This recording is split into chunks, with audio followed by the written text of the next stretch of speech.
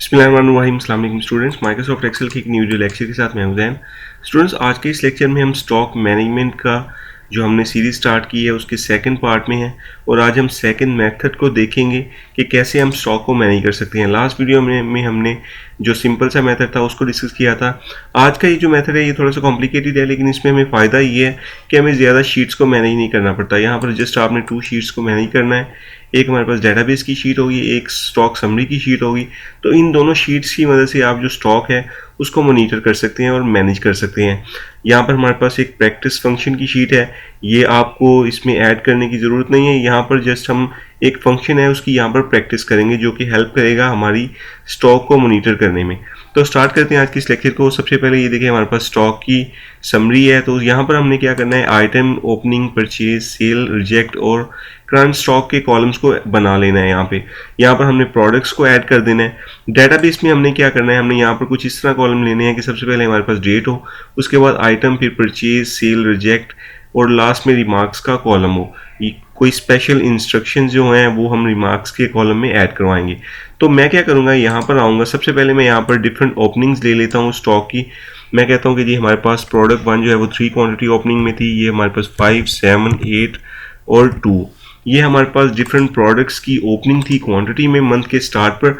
अब मैं ये चाहता हूँ कि जो भी मैं यहाँ पर परचेज की वैल्यूज़ ऐड करवाऊँ डेटाबेस में वो ऑटोमेटिकली यहाँ पर अपडेट हो।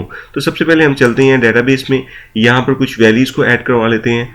तो एक तो मेथड ये है कि यहाँ पर आप सिंपल जो है वो खुद से प्रोडक्ट्स लिखें, लेकिन उसमें टाइम कंज्यूम होता है। तो हम यहाँ पर डाटा वैलिडेशन से प्रोडक्ट्स जो हैं उनकी लिस्ट को ऐड करवा लेंगे। तो यहाँ पर मैंने पहले से प्रोडक्ट की लिस्ट को ऐड करवाया है, मैं उसको थोड़ा सा पहले रिमूव कर लेता हूँ। डाटा वैलिडेशन पर मैं जाता हूँ, यहाँ पर जाता हूँ, यहाँ से मैं इसको भी रिमूव कर लेता हूँ। इसको यहाँ से हम एनी वैल्यू कर लेते हैं, ओके करते हैं। तो आपने क्या करना है, सबसे पहले आपके पास यहाँ पर सिंपल से सेल होंगे, आपने ये सेल्स को सिलेक्ट करना है।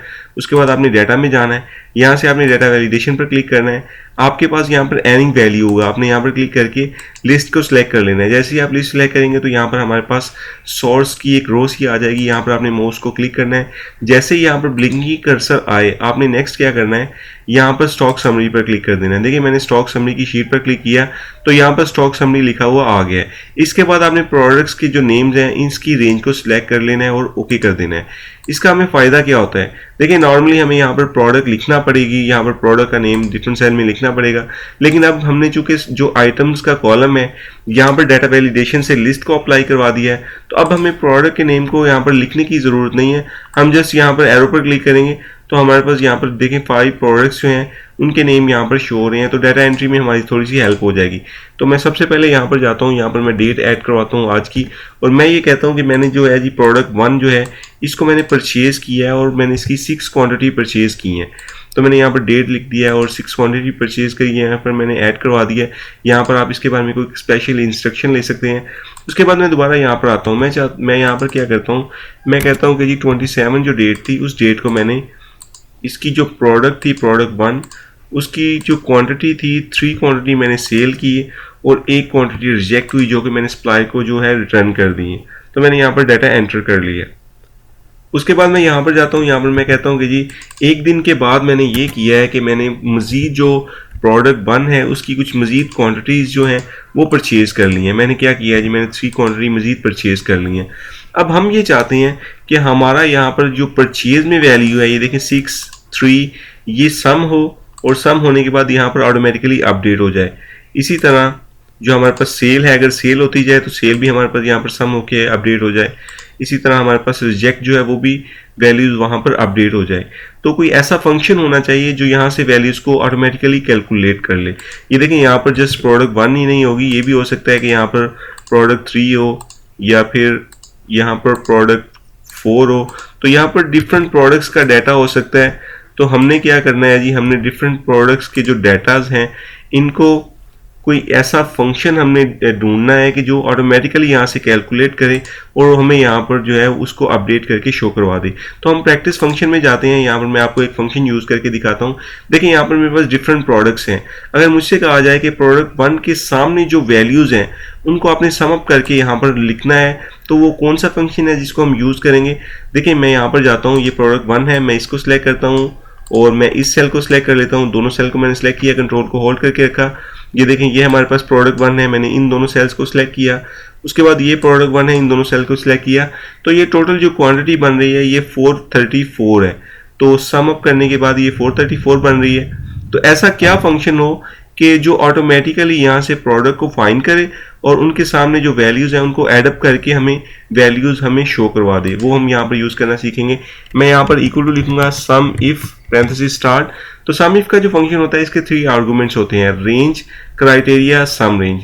रेंज में आपने क्या करना है, आपने ये रेंज सेलेक्ट करनी है, कॉमा लगाना है।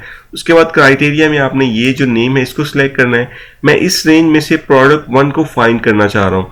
फाइंड करने के बाद मैं क्या करना चाह रहा हूं, मैं उसके सामने जो कॉलम है, ये वाला जो कॉलम है, इसकी वैल्यूज को सम करना चाह रहा हूं।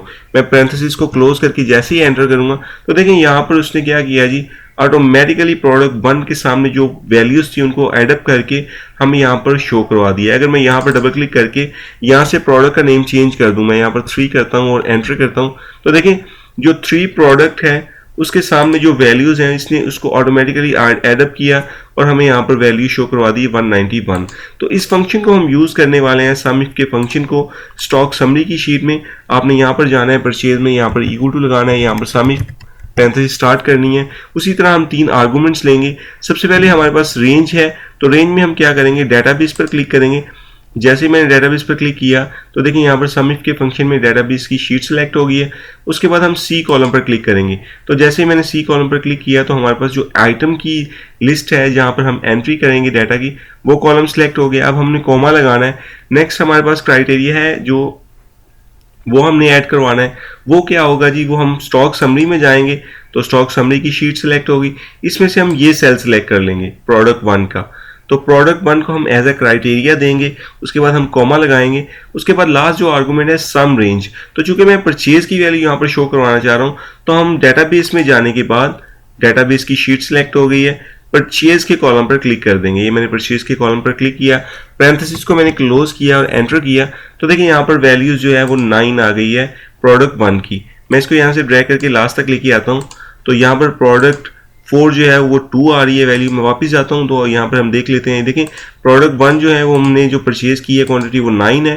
प्रोडक्ट 4 जो है वो हमने परचेज की है वैल्यू वो 2 है। अगर मैं यहाँ से ऐसे करूँ कि मैं यहाँ पर एक और वैल्यू ऐड करवा देता हूँ प्रोडक्ट 4, इसको मैं 6 कर देता हूँ और यहाँ पर हम कोई भी डेट ऐड करवा देते हैं। तो देखें अभी हमने क्या किया है, प्रोडक्ट 4 जो है उसकी 8 क्वांटिटी परचेज की हैं। तो देखते हैं कि क्या परचेज में वो जो वैल्यू है वो ऑटोमेटिकली अपडेट हुई है। तो देखें यहाँ पर उस फंक्शन ने क्या किया है, सम इफ के फंक्शन ने, उसने ऑटोमेटिकली परचेज की हमने जो डाटा एंट्री की है प्रोडक्ट 4 की वो ऑटोमेटिकली यहाँ पर अपडेट कर दी है। अब हमने नेक्स्ट काम क्या करना है, जिस तरह हमने यहाँ पर सम इफ का फंक्शन लगाया है परचेज में, इसी तरह हमने सेल्स और रिजेक्ट का भी यहाँ पर जो पार्ट्स रिजेक्ट हो रहे हैं उनका भी यहाँ पर फंक्शन अप्लाई कर देना है। मैं यहाँ पर जाता हूँ, इक्वल टू मैं लगाता हूँ सम इफ, पैरेंथेसिस स्टार्ट करता हूँ। रेंज में उसी तरह हम वापस जाएंगे डेटाबेस में, प्रोडक्ट को सिलेक्ट करेंगे, कॉमा लगाएंगे। उसके बाद क्राइटेरिया में हम ये सेल सेलेक्ट कर लेंगे, कॉमा लगाएंगे और सम रेंज में अब हम क्या करेंगे, अब हम सेल का जो कॉलम है उसको सिलेक्ट कर लेंगे। उसके बाद आपने पैरेंथेसिस को करना है क्लोज एंड एंटर कर देना है और इसको हम ड्रैग करके लास्ट तक लेके आएंगे। ये मैंने ड्रैग किया फॉर्मूला, इसको नीचे तक एक्सपेंड कर दिया। इसी तरह हम जो रिजेक्ट की वैल्यूज हैं उनको एडअप करवा लेंगे।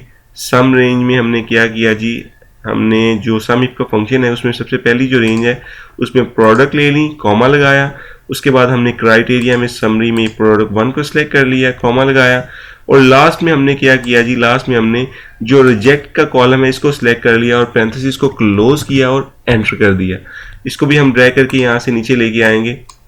तो देखें अब हम इसकी थोड़ी सी प्रैक्टिस कर लेते हैं। अभी तक हमारा जो यहाँ पर डेटाबेस ऐड है उसमें हमने प्रोडक्ट 1 को ये क्वांटिटी परचेज की, प्रोडक्ट 1 की ये क्वांटिटी परचेज की, प्रोडक्ट 1 की ये क्वांटिटी सेल की, ये क्वांटिटी सेल की। तो हम ऐसे करते हैं कि यहाँ पर जाते हैं, यहाँ पर हम प्रोडक्ट 1 को सिलेक्ट कर लेते हैं।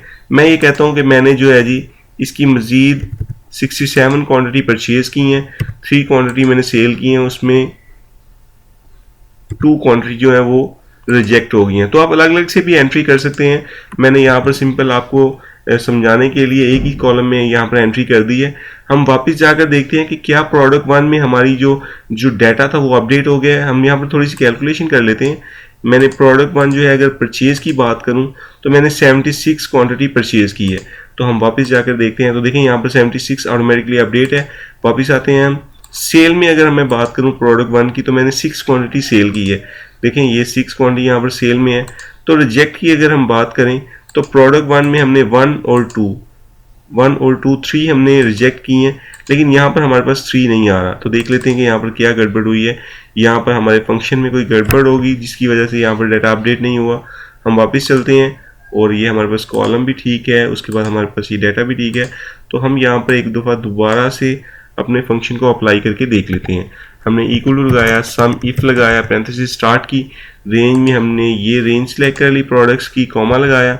उसके बाद हमने क्राइटेरिया में ये क्राइटेरिया दे दिया, कॉमा। उसके बाद हमने रिजेक्ट की ये वाली जो रेंज है कॉलम की ली और पैरेंथेसिस क्लोज की एंड एंटर कर दिया।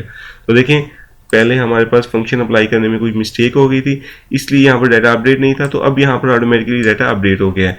तो अगर मैं यहाँ पर इस वैल्यू को चेंज करके देखूँ तो देखते हैं कि क्या ये डाटा हमारे पास अपडेट हो रहा है। 6 और 7 हमारे पास हो जाएगा जी 13। तो देखिए यहाँ पर डाटा जो है वो भी अपडेट हो गया है। तो इस तरह होगा कि आप अब यहाँ पर जो भी वैल्यूज़ ऐड करवाते जाएंगे, प्रोडक्ट 1 आपने परचेज की, प्रोडक्ट 2 आपने सेल की, प्रोडक्ट 1 को आपने रिजेक्ट किया, जो भी आप वैल्यूज़ यहाँ पर ऐड करवाते जाएंगे लास्ट तक, वो यहाँ पर ऑटोमेटिकली परचेज, सेल और रिजेक्ट में अपडेट होती जाएंगी। मंथ के स्टार्ट पर आपने जैसे यहाँ पर ओपनिंग देनी है।